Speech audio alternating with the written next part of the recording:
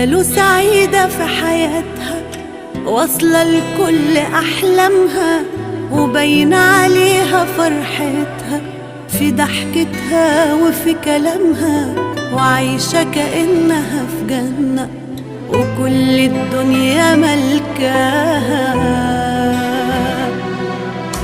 وقالوا عنيدة وقوية ما بيأثرش شيء فيها، محدش في الحياة يقدر يمشي كلمته عليها. هتحلم ليه وتتمنى، مفيش ولا حاجة ناقصاها.